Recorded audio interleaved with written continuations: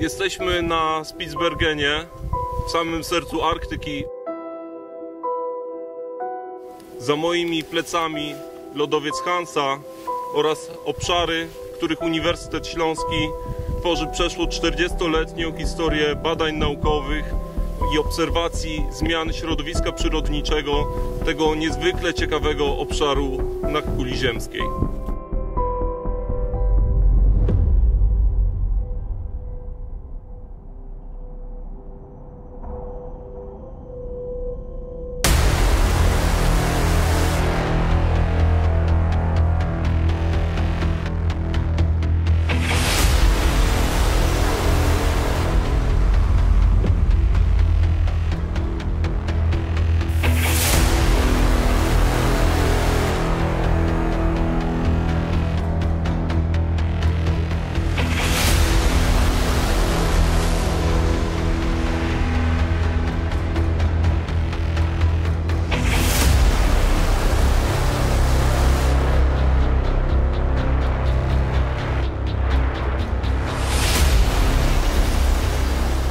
W dolinach górskich, gdzie łączy się wiele różnych strumieni, są zbiorniki, w których stoi nieruchoma, przejrzysta woda. W okresie od początku lata do nadejścia mrozów w miejscach tych mogą ukrywać się smoki, zanieczyszczające je swym jadem. Chcąc czerpać stamtąd wodę, należy wyżłobić ujście i pozwolić truciźnie odpłynąć.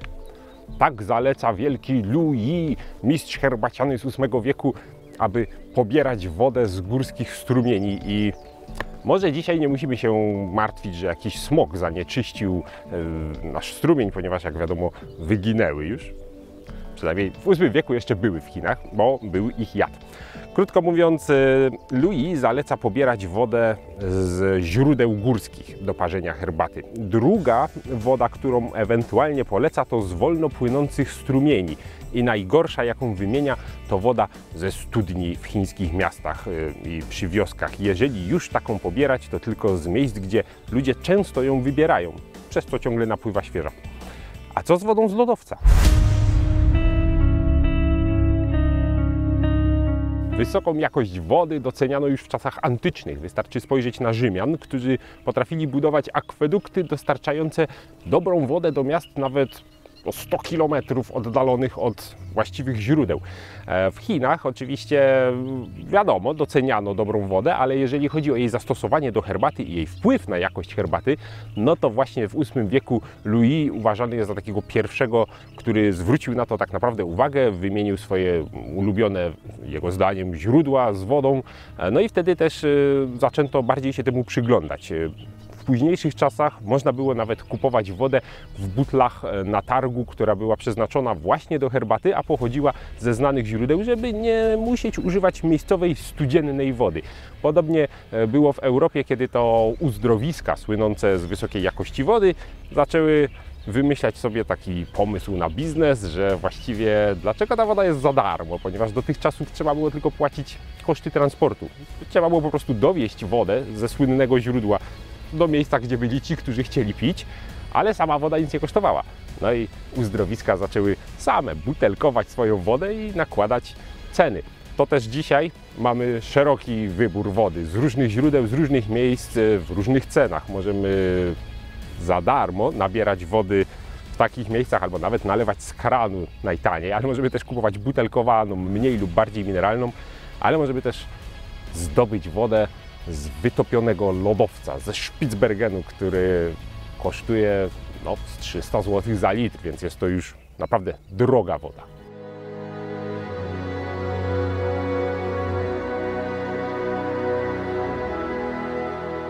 Oto jest woda z lodowca na Spitsbergenie. Wytopiona, rozpuszczona, lód, który ma 4000 lat, a teraz jest wodą, która ma 4000 lat. O co tak naprawdę chodzi? No spójrzcie, no woda jak woda, pachnie jak woda, wygląda jak woda, jest to po prostu woda.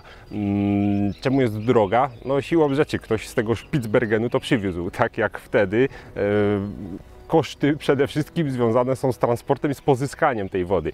Oczywiście, wiadomo, przemysłowa produkcja tej wody odbywa się nieco inaczej niż ta, którą my tutaj mamy, prawda, jak widzieliście, pozyskana ręcznie. No ale nie tylko o to chodzi. Nikt by jej nie kupił, gdyby nie była No właśnie, wyjątkowa. Przede wszystkim jest czysta. Jest to najczystsza woda, jaka jest. Po pierwsze, pochodzi z wytopionego lodu, czyli lodu, który wcześniej był śniegiem, który spadł z nieba i nawarstwił się tak bardzo, że w końcu zamienił się w lód. Więc jest to po prostu woda opadowa, można by powiedzieć, ale taka, która spadła 4000 lat temu, kiedy jeszcze nie było ani brudnego powietrza, ziemi, przemysłu, niczego nie było. Była tylko czysta, krystalicznie woda. I ona nie miała kontaktu z człowiekiem, ani nawet z atmosferą, którą zanieczyścił w międzyczasie człowiek. Była odcięta, odizolowana, taka kapsuła pamięci. Tak jakby ktoś ją 4000 lat temu zabutelkował i schował głęboko, żebyśmy my mogli ją teraz odkopać. Krótko mówiąc, wiele osób przywiązuje do tego dużą wagę. Zwłaszcza tacy sommelierzy, powiedzmy, wodni, którzy tak jak sommelier zajmuje się winem, tak oni zajmują się wodami mineralnymi. Może nie wiedzieliście, ale jest taki zawód. Jest taki degustator wód mineralnych, który, wiadomo, nie zajmuje się taką najtańszą wodą ze sklepu, tylko wodami właśnie gatunkowymi, wysokiej jakości, butelkowanymi, które wręcz wyglądają jak drogie wódki w pięknie zdobionych szklanych butlach z wymyślnymi korkami. Jest to świetny pomysł na prezent, ale też właśnie dla zamożnych i bogatych świetny dodatek do wykwintnych, bardzo drogich kolacji. Nie trzeba pić bardzo drogiego wina do trufli. Można napić się bardzo drogiej wody do trufli. I właśnie jest to jedna z tych wód. To jest właśnie taka woda bardzo jakościowa.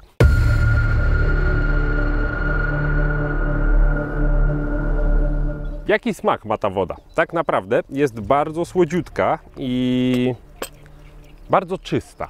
Nie ma obcych smaków. Dlaczego jest słodziutka? Bo nie ma też za wiele soli mineralnych. To znaczy, kiedy mamy wodę mineralną, w ogóle kiedy mamy jakąkolwiek wodę, to na jej smak wpływa przede wszystkim to, co jest w niej rozpuszczone. No wiadomo, czyste H2O to po prostu H2O i nie smakuje niczym. Tymczasem różne stężenie różnych soli, jonów, kationów i odpukać jakichś zanieczyszczeń, tak jak tutaj, wpływają na to, że ona ma różny dziwny smak i różnie nadaje się do parzenia różnych napojów, w tym właśnie herbaty. A to jest tak jakby woda deszczowa, można by powiedzieć, więc bardzo uboga w minerały, ponieważ, no wiadomo, woda z góry spada dlatego, że wyparowała, a wyparowała no bez tych minerałów, więc działa to troszeczkę jak destylowanie. Destylowanie wody to właśnie na tym polega. Pozbywamy się wszelkich substancji, ponieważ one nie są lotne w wysokiej temperaturze. Kosztujmy. Bardzo dobra. Serio. Aż dziwne. Nie piłem takiej wody jeszcze. Niesamowite.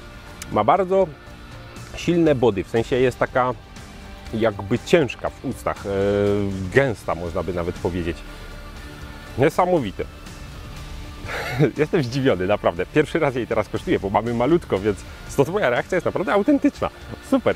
Spodziewałem się, że będzie po prostu smakować bardziej normalnie. Trudno to opisać aż. Podeprzyjmy się instrumentami. Mam w tej czarce właśnie wodę lodowcową, w drugiej mam zwykłą wodę, taką troszkę przefiltrowaną, ale jednak kranówę naszą tutaj śląską. Mamy też konduktometr. Zmierzymy, jakie jest stężenie minerałów w takiej właśnie wodzie z kranu i jakie jest w tej lodowcowej, ponieważ to da nam bezpośredni pogląd na sprawę. Uwaga, woda z kranu lekko ponad 100 ppm, to znaczy, że jest to woda właściwa do herbaty, przynajmniej w mojej opinii. Nie jest to oczywiście zabrzańska kranówka, żebyście wszyscy nie zaczęli teraz biec do Zabrza z wiadrami, nabierać tej wody, bo oczywiście w Zabrzu woda jest raczej bardziej twarda. Ona jest po prostu przefiltrowana i to jest woda z herbaciarni mojej, więc jakby jest ustawiona na 100 ppm, to też nie jestem zdziwiony. Sprawdzamy lodowcową w takim razie. 4, a nawet 5 ppm, czyli jak widzicie zupełnie śladowa ilość soli mineralnych. Właściwie można by powiedzieć, że to jest niemalże woda destylowana, która teoretycznie nie powinna za dobrze parzyć herbaty, ponieważ no jednak te sole mineralne odpowiadają za coś.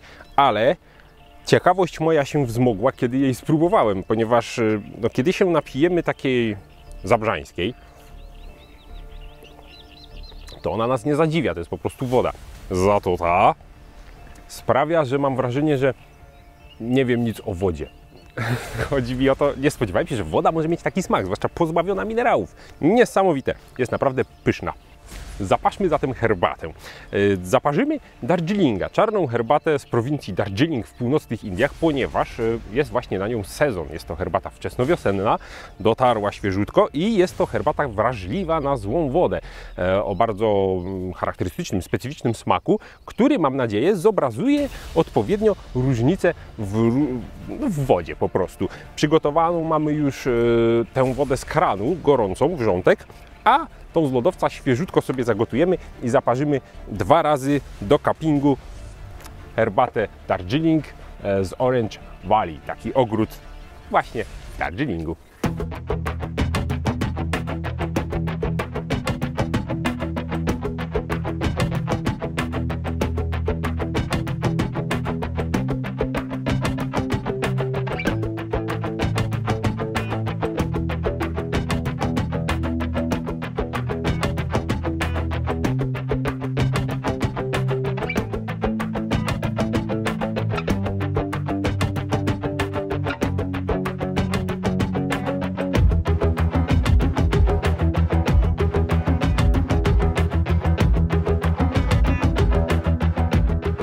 Herbata gotowa, przystępujemy do cuppingu. Uwaga, zacznę od tej kranówkowej, ponieważ jak sądzę mniej mnie zaskoczy, więc będę miał jakiś punkt odniesienia.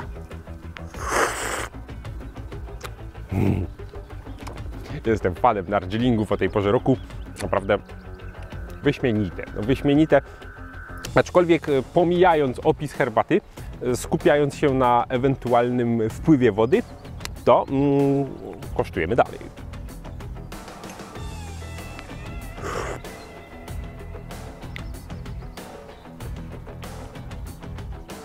Leciutka różnica jest. Muszę przyznać, że nawet w kolorze, bo mam wrażenie, że ta naparzyła się nieco jaśniej na lodowcowej wodzie, ale jestem zaskoczony, ponieważ spodziewałem się, że smak będzie niezbyt udany.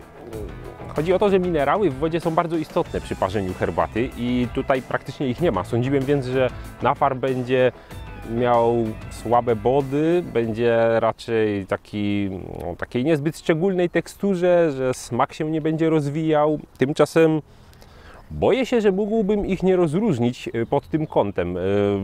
Nawet mam wrażenie, że ta lodowcowa ma silniejsze body, ale to dlatego, że ta woda miała takie gęste wrażenie wręcz. Tymczasem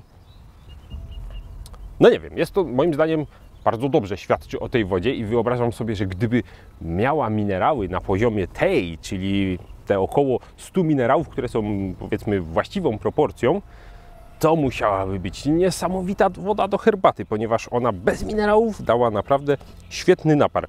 Muszę jeszcze raz. Bardzo dobra, ale i woda była bardzo dobra w smaku, więc herbata wyszła bardzo dobra w smaku. Na moim zdaniem eksperyment w 100% udany. Woda z lodowca wbrew pozorom nadaje się świetnie do parzenia herbaty i jest to dla mnie zaskakujące. Polecam. Jeżeli będziecie mieli gdzieś dostęp do wody z lodowca albo do lodowca, to pobierajcie śnieg, pobierajcie lód, topcie i parzcie herbatę, bo się nadaje. Wychodzi świetnie. Do zobaczenia na czajnikowy.pl.